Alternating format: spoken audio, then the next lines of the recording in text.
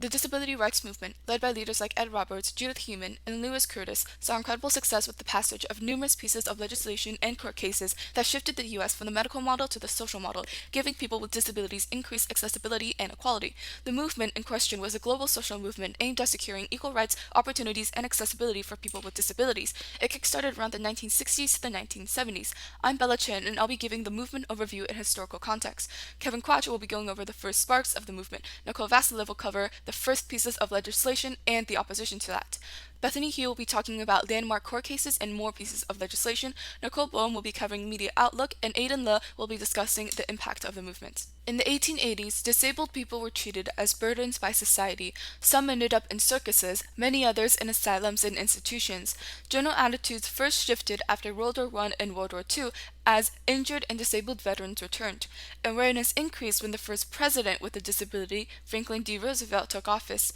While he did advocate for the rehabilitation of people with disabilities, he still believed they were shameful and that all disabilities needed a medical cure to fix.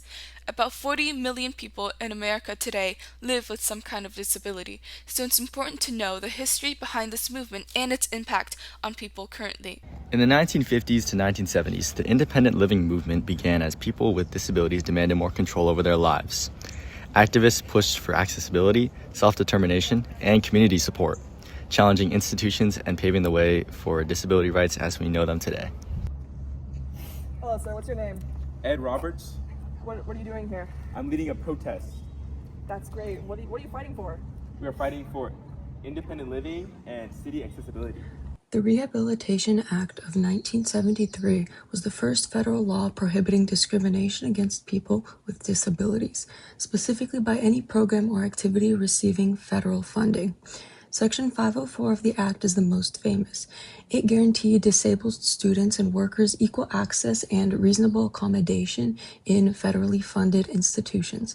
However, the signing and specifics of this section were delayed, resulting in protest.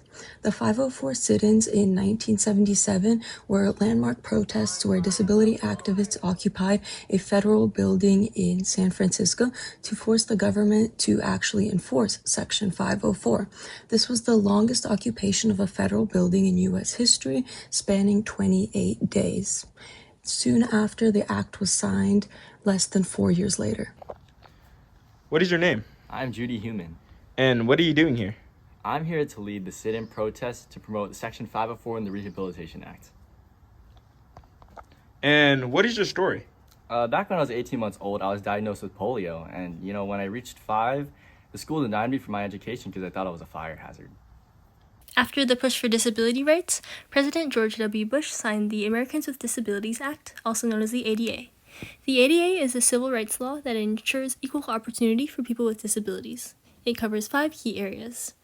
For work, employers can't discriminate in hiring or pay. They must provide reasonable accommodations unless it's an extreme hardship. For government, all state and local services like schools, voting, and healthcare has to be accessible to everyone. For transit, public buses and trains must be accessible and provide paratransit options. In public places, private businesses like shops, hotels, and restaurants must remove physical barriers and cannot segregate customers. For technology, phone companies have to have 24/7 relay services for those with speech or hearing disabilities, and federal PSAs must have captions.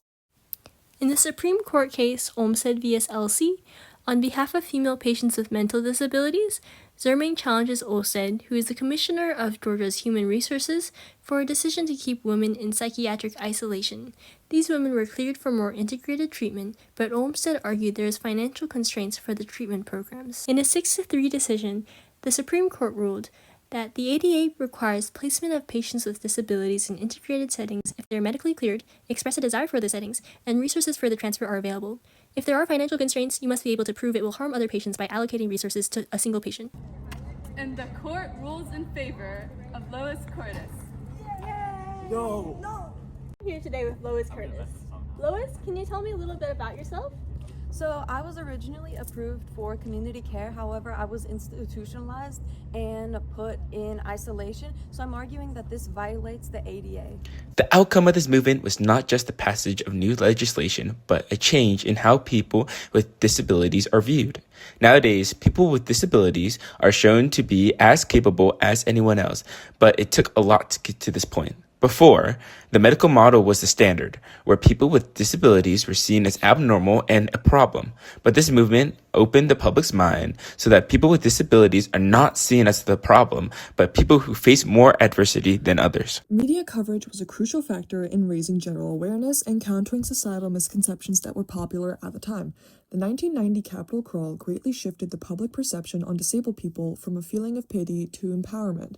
There were roughly 1,000 people who marched from the White House to the Capitol, and over 60 activists abandoned their mobility devices to crawl up the 83 U.S. Capitol steps, including 8-year-old Jennifer Keelan Chaffins. The 1990 Capitol crawl mobilized public sympathy and outrage, which directly influenced lawmakers to pass the Americans with Disabilities Act, otherwise known as the ADA. The media coverage transformed the issue from a bureaucratic delay into a pressing civil rights issue. And while disabled people all over the world are still fighting for greater accessibility and more equality, the movement has been highly successful so far, and we hope it continues to be so.